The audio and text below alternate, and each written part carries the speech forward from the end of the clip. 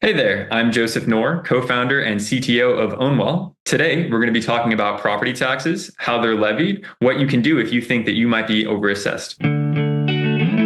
Welcome to the Rental Property Owner and Real Estate Investor Podcast, brought to you by the Rental Property Owners Association, where real estate investors have found success since 1968. I'm your host, Brian Hamrick from Hamrick Investment Group. This episode is sponsored by Green Property Management, managing everything from single-family homes to apartment complexes in the West Michigan area. Find out more at greenpropertymgt.com. And RCB and Associates, helping real estate investors and small business owners navigate the complex world of health insurance and Medicare benefits at rcbassociatesllc.com. Get ready for the Midwest Real Estate Investor Conference in Grand Rapids, Michigan. Join hundreds of real estate investors for networking, learning, and growth. Be sure to mark your calendars for April 24th and 25th of 2025. Hello and welcome to episode 464. If you own rental property, then chances are you're paying property tax. In many areas around the country, property tax assessments can be confusing, unpredictable, and sometimes overly expensive. How do we know if we're overpaying on our property tax, and what can we do to bring this cost down? My guest today is committed to democratizing real estate tools once reserved only for industry experts, and he's developed a way to identify properties that are overpaying on their taxes and work to right these wrongs. Joseph Noor is the co-founder and CTO of Ownwell, and he's here today to help us save money on our property taxes. Joseph, thanks for being on the show today. Absolutely. Happy to be here. Property taxes are like one of the greatest, most expensive line items on anyone's P&L, right? I mean, other than the debt service, property tax is usually the next most expensive thing. Is that what you find in your experience? Totally. And it's also very confusing because of the way that property taxes are calculated, assessed throughout the country. Give us a little bit of grounding and your perspective on what you're seeing out there, because I'm imagining your company is working throughout the entire 50 states. We prioritize 7 states, so we're focused there for now and trying to get really good there. But just giving you a little bit of the primer on my understanding on how this works is essentially we've got 3,000 counties in the United States. Each one levies their own property taxes independently. Now, every state has their own tax code that essentially governs how these counties can levy their taxes, but you've got essentially 3,000 independent systems in place. And what they do is essentially every single year, they have to value every single parcel of real estate in their particular county. The reason being that property taxes are considered an ad valorem tax or based on the value. So whatever your value is, you pay a percentage of that in property taxes. And because there's so many properties in certain counties with fairly small assessors' offices, they resort to software, right? And a lot of this software is kind of enterprise off-the-shelf software. Some of it's even 20-plus-year-old software that uses what I would consider to be fairly outdated models for valuing real estate. And the reason being, if you've got 500,000 parcels of real estate you have to value every single year, no assessor is going to walk every single property, drive every single street, and make sure that they're doing a fair valuation. This is something I've never really considered. I always thought they were just kind of wandering the neighborhood with a pen and notepad saying, oh, well, that property, or looking at what was the last sale price. I mean, there's some sort of formula, but you're saying that there's some off-the-shelf software that they're all using. There are these basically enterprise software providers that sell to these counties. And so you'll notice oftentimes that various counties, at least I notice because that's what we do, various counties will have the same system, right? It looks exactly the same, but it's just a different county, different properties, and so on. And essentially how these software work is you plug in recent sales, you plug in all the different property characteristics, right? They can pull that from the MLS or so on. So beds, baths, square footage, land size, so on and so forth. You plug it all in, it crunches some numbers, and it spits out what it thinks the assessment is. Now, there's some tuning that they can do, and I'm sure that they are looking at neighborhoods, so on and so forth. But at the end of the day, they're using these off-the-shelf models, and those models are not going to be as accurate as if you take a property by property, more fine-grained approach. Is the software reliable, or do you find that there are aspects of the software that maybe people aren't using correctly and coming up with wild inaccuracies in their assessments? So what I'd say there is that I see some counties that do a fairly decent job, right? They'll be within plus or minus 3% of truth. And then there'll be some counties that are much more off, right? I'll see 10% or even more off. And it really is dependent on how high fidelity the assessor's office wants to go, and what are the resources that they have to make sure that they're taking a very fine grained approach. When a property sells, of course, we know it's true and fair value. That's the price that the buyer was willing to pay. But essentially for everything else, it's kind of a guess, right? Like, do you actually know the exact value of your real estate? So there is already kind of some play there. And when you've got hundreds of thousands of properties you have to assess, inevitably you're going to see those gaps. And that's what we look for basically every day. Let's imagine a world in which Ownwell does not exist. You get a property tax assessment on your property that is just like wildly crazy. And how could that be? What is the typical recourse that a property owner, rental property owner, has to fight that assessment? So I'll give you the example that I have. My father is a real estate investor, and he owns some rental property in Georgia. Okay, he does not live in Georgia, but he got his assessment in the mail, and he looked at it and he said, "This is insane. I know my property is not worth this. I want to contest it." And so you can file essentially some paperwork with the county. It's called various things. In Texas, it's called a property tax protest. In Georgia, it's called an appeal. New York, for whatever reason, calls it a grievance. There are these different essentially legal processes by which you can contest that value. The idea being, you've overvalued my property, it should be lower, and in exchange, my taxes should be a percentage of that lower number. Typically, what will happen is you'll assemble some evidence, whatever that is. Maybe it's some comps. Depending on the state, you might be able to use other approaches to be able to argue and advocate that your value is too high. And you file that with the county assessor. They'll take a look at it. Sometimes they'll grant you a reduction, maybe a small percentage of what you asked for. Maybe they'll give you the value that you asked for. That does happen in certain cases. Typically not. Typically what they'll do is they'll say, "No, we don't agree with your value. Why don't we schedule a hearing?" And so then there's this hearing that takes place where you have to attend and the assessor attends. And then there's a panel. And the panel could be one individual, essentially a judge. It could be multiple individuals, like essentially a board. And usually these are citizens, appointed citizens that are there to essentially render a decision. And so it's almost like a mini court hearing where you're presenting your case, the assessor presents their case, and then the board renders the decision. And that's kind of the entire process. So my father did this. He would file the paperwork.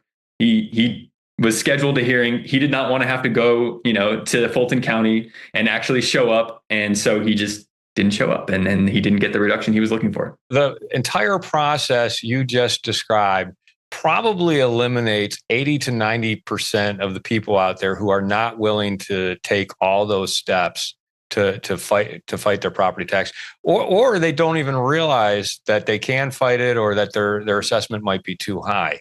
What are the typical chances of success for people like your father who are willing to go through all those steps? There's a few things that I'll say here. First of all, you have to understand real estate pretty well, right? Like, if you don't have a basic understanding of real estate, you're going to have trouble, because you've got an assessor. This is their game. They are experts. They do this all day, every day, right? And so you're basically going up against somebody who is got much more ammunition and much more experience. They know the talking points. They're in front of the same board all the time. So you kind of have to overcome that, first of all. The second thing that I'll say is that the actual reductions vary pretty widely by the particular geography that you're in, even within the same state, even within the same area. We'll notice that certain counties, certain boards will just generally be more favorable, and they'll grant larger reductions. And so it is highly variable. One thing that I will say, though, is that when an owner does show up and present evidence with good photos, let's say they have some repair quotes, those kinds of things, you've got a pretty good shot at getting a reduction. Because, I think as a board member, as a citizen, if I was sitting on that panel and I see a property owner show up and present their case, I'm pretty compelled. So I'm more likely to grant that reduction. But you have to come in prepared and know what argument is going to help prevail. Absolutely. When I've done tax appeals, I've always hired an attorney who specializes in that, who knows how to file the correct paperwork and say the right things. And I know there are specialists here in Grand Rapids, Michigan, where I am, like real specialists who will help you as well. I want to talk about just the way different areas do it, because here in Michigan, there's a law that basically, the property tax assessment and state equalized value become uncapped upon the transfer of the property. So when people buy the property, they're sometimes shocked by how much the property taxes go up over what the previous owner was paying. And that's an issue here. Do you find that that's an issue around the whole country, or is it just done differently everywhere? So the state code, basically the property tax code written by each state, governs that specific process. And we see some pretty wild fluctuations depending on the state. So California has a Proposition 13, which caps the assessment increase by 2% per year. Florida has the Save Our Homes cap, which actually applies differently to homesteaded property that you occupy yourself as the primary owner, and let's say any other property like rental property, commercial property, so on, where the primary residence is capped at 3% and other real estate is capped at 10%. Texas, for example, is where I am, is uncapped for rental property, but is capped at 10% for your primary residence. And so it just varies by geography. Texas really kind of astounds me and puzzles me because you just said it's capped at 10%. So it can go up 10% every year for homeowners? That's correct. It can or it will. I mean, because that's a pretty steep climb on your property tax. So it's based on market value. So it's uncapped up until, or in the case of your primary residence, it's capped at 10% up until market value. So if the market only goes up 5%, then your property is more likely to go up only 5%. But let's say, for example, during the pandemic, we saw property values double.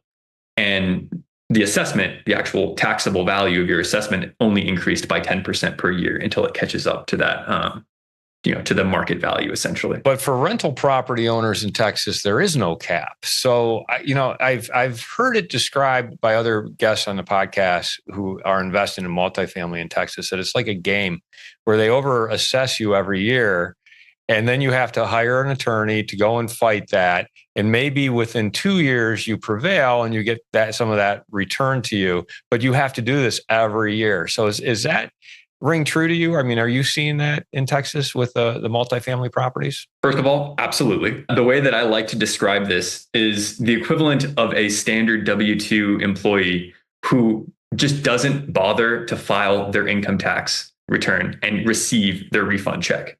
If you just said, you know what, I'm good, I'm just never going to file it, I'm never going to get my refund check, that is essentially the equivalent to the way that I perceive the requirement to file your property tax protest every single year. Otherwise, you are most likely leaving some money on the table. You said it a different way that is interesting for anyone who's invested in Texas rental property, is you should, as part of your processes, you should be filing a protest of your property tax or an appeal of your property tax every year. Again, talking about the state code. So in Texas, there is a law that says that filing a protest cannot increase the assessment of that property. It can only stay the same or go down. There's quite literally no downside. But then do you have to pro forma, like hiring an attorney or a specialist to do that for you every year? And the carrying costs of waiting, overpaying and then waiting a year or two to get that money back. That is traditionally what the process looked like. Oftentimes you would have these kind of small firms that wouldn't even touch property that sits under a certain threshold. So if you're, let's say, a single family home investor, you've got some, let's say, lower value real estate that you rent out because the return looks better on those types of investments. You might be stuck that you actually cannot contract a firm, or it would cost you more than the savings you would actually reap if you were to file that. And that's basically who we're here to serve. So let's talk about Ownwell, because you've come up with, you'll have to explain it, system, software, whatever you want to call it, application that helps people through this process. So take us through that. Like someone who believes they're overpaying, wants to appeal, but doesn't want to do all the legwork themselves. What do you have to offer them? We got started, my co-founder, he was an asset manager at a family office. They were appealing their entire real estate portfolio every single year to make their ROI as positive as possible and make them look like the best possible investors. And my partner thought, it is crazy that a billionaire is taking advantage of this legal process that my father isn't, and really none of my friends are. Nobody that owns their home either knows about this or is taking advantage of this legal process. And so he sought out to build a system where we could do so using a pure contingency model, where essentially there's no upfront cost, and we would only take a percentage of the savings that we basically pull for our customers. So you get a refund check and we ask for a percentage of that, and only that. with no other costs whatsoever. The idea being that you've now perfectly aligned the incentives of us as the tax agent or the firm and the actual individual that's the property owner. And so we got started, and essentially what we built internally is a team of experts that understand this business like nobody else. We have, what I do is I build software that essentially is here to supercharge them and make them more like to equip them with all the ammunition possible, every nook and cranny, every piece of evidence we possibly can to build the most compelling case and present that at the hearing. And then we actually go through the entire process end to end. When you sign up, we file all the paperwork, we attend the hearing, we negotiate the reduction, we do everything for you. So it's essentially hands off from your perspective, like a white glove service. And we just go reap that refund check for you. I'd like to take a moment to tell you about Green Property Management. Not only do they manage everything from single-family homes to apartment complexes in the West Michigan area, they also manage my entire portfolio. So I can tell you from personal experience that their unique flat fee management style is worth a closer look. If you feel that your property isn't operating to its fullest potential, then Green Property Management can help you take a holistic approach that will save you money, eliminate your headaches, and increase your net income. And if you're a property manager interested in applying Green Property Management's model, give them a call at 1-866-95-GREEN or visit them on the web at greenpropertymgt.com. If you're thinking of leaving your W-2 job and becoming a full-time real estate investor, one of the greatest costs you must consider is healthcare for you and your family. When I made this transition myself, I found the whole healthcare insurance process to be confusing and frustrating. That's why I'm glad I met Chad Creasy at RCB & Associates. Chad is a professional health insurance agent who helps real estate investors and small business owners understand and choose their best healthcare options. And best of all, his services are covered by the insurance company and won't cost you a dime. If you live in Michigan and are expecting a change in your healthcare insurance coverage for any reason, or losing employer coverage or transitioning into Medicare, then you owe it to yourself to contact Chad Creasy at rcbassociatesllc.com. Save the date for the Midwest Real Estate Investor Conference happening April 24th and 25th of 2025 in Grand Rapids, Michigan. This event is the perfect place to connect with fellow real estate investors, gain valuable insights, and elevate your real estate game. With a lineup of expert speakers and numerous networking opportunities, you won't want to miss it. How are you gathering the material and the due diligence to make this appeal? So what I would say is that we take a multifaceted approach. First thing is that as the property owner, you have the most information about your property, right? If there's a foundation crack, we need to be presenting that as evidence in the hearing. If you have some roof damage that you need, like these are all phenomenal cases, because the problem is that the assessor is using comps of recent sales. Those recent sales are likely renovated sales. These are likely properties in tip-top condition that they're going to use and suggest that that is a comp for your property, which you may have owned for 10 years or longer. It may be in certain areas a bit dilapidated. This is like a easy argument that we can make in a hearing. So any evidence that you can provide for us, and we have kind of an optional survey that you can take and kind of provide photos, you can provide quotes, you can provide any issues that you see. One thing that happened with my property in particular, my home, is the assessor got the square footage wrong. Like on the assessor's website, they think that there's an extra 5% square footage. It's not. So that's kind of an easy argument that I got to make. So that's the first thing. The second thing that we do is we built an in-house real estate data lake. I confidently believe it is one of the greatest data warehouses in real estate in the US. And so we basically maintain that every single year, every single month.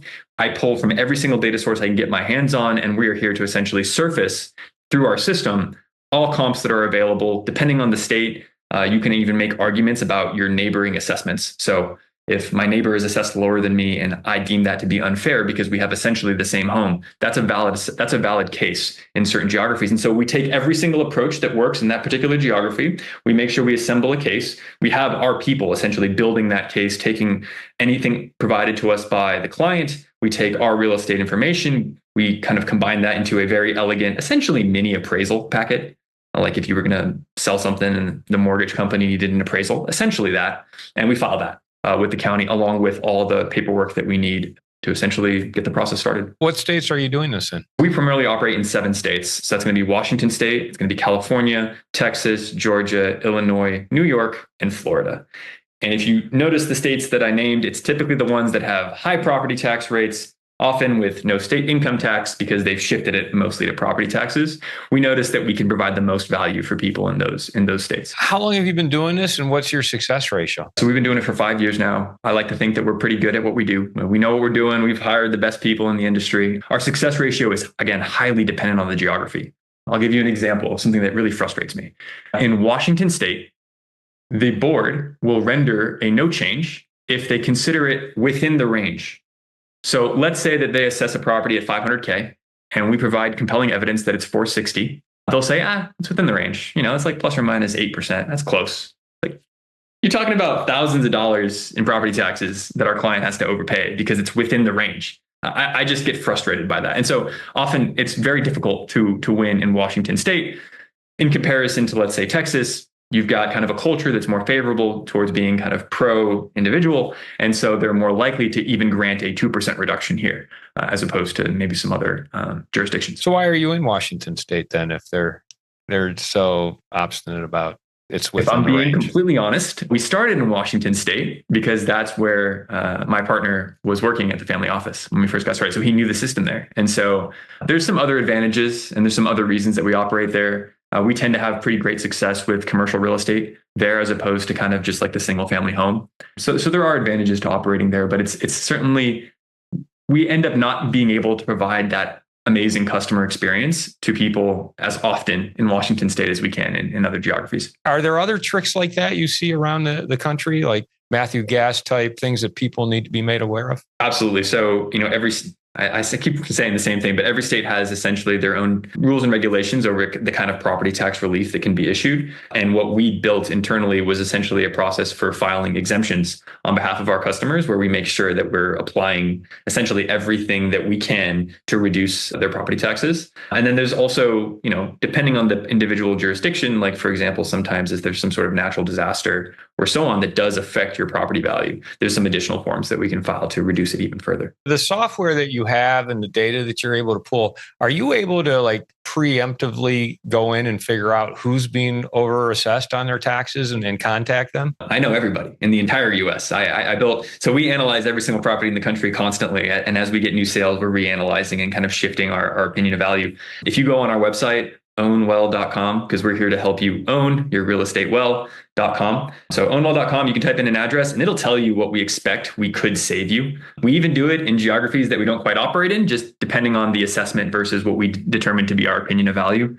So yeah, that's something that we do basically everywhere. And how do you leverage that in your marketing? I mean, do you target people and say, hey, we could save you this much on your property tax? Or do you just wait for people to come to you? I'm curious from a business perspective. We do both. Absolutely. It's one of the more effective tools that we have, where we can show that we've already done kind of a preliminary analysis of your property and see that there's some compelling evidence to suggest that you may be overpaying. And do you make that accessible to the public? Like, could they go to your website and type in their address and see if they're overpaying? You don't have to create an account. You don't have to log in. You can literally just go to our website, type in any address in the US, and it will give you an estimate of whether we think we can actually save you money. And just to be honest with you, there are plenty of properties that we show $0, that we don't think that we actually have a pretty strong case here. I'm trying to be as honest as I possibly can. It is a potential savings. So it is like, it's kind of almost like a best case scenario. We do exceed our estimate sometimes, or our potential savings sometimes. Sometimes we come in under, or maybe we even have an unlucky day in the board and have a no change. But absolutely, yeah. One of the things that I noticed, because I started investing during the Great Recession back in 2009. That was my first multifamily. And what I found in 2009, 2010 is the assessor was proactively going in and lowering my assessment because property values were dropping so much. Since then, it was almost unheard of for that to happen because values kept going up and up and up. But now we've been through some turbulence over the past couple of years where maybe we're seeing some declining values. Are you seeing that reflected in the assessments yet? Sometimes. So certain jurisdictions, I do see that they actually are adjusting down the value of real estate. Other ones are trying to get away with just keeping it flat as long as they possibly can. And I certainly recommend, if you start to see if you see that in your market, it's not up and to the right, and you see your assessment going flat, I would definitely recommend filing something. Because there was about 8 years there where you weren't going to see a decline in values or assessments. But now there's some questions. So it's worth looking into at this point, isn't it?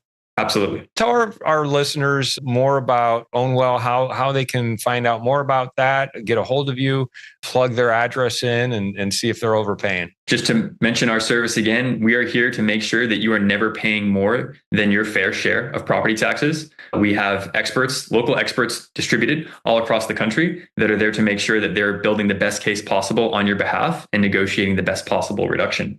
To sign up, you just go to our website. That's ownwell.com, ownwell.com. You can type in your address, any address if you're curious, but use your address if you actually want to sign up. You fill out some really basic questions. Essentially, what you're doing is you're authorizing us to become your tax agent. And what that gives us permission is to communicate with the assessor on your behalf for whatever particular property you've authorized us for.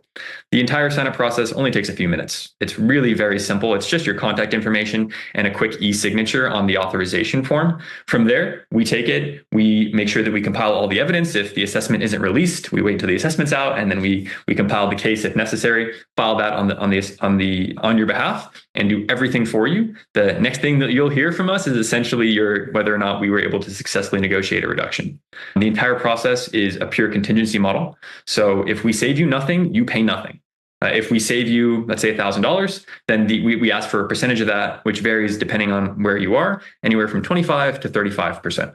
And that's basically the entire process. Is that 25 to 35% of the first year's tax savings or ongoing tax savings? First year's tax savings. If in the next year you deem that we can file again on your behalf, then that would be a whole separate independent process. Anything else when it comes to property taxes that I should be asking you that we haven't touched on yet? One question that people ask all the time is, does my assessment affect the actual value of my real estate when I go to sell it? And the answer is no. It does not. Nobody's pulling up your assessment in the tax assessor's portal and looking at the value to dictate what they should be offering to you.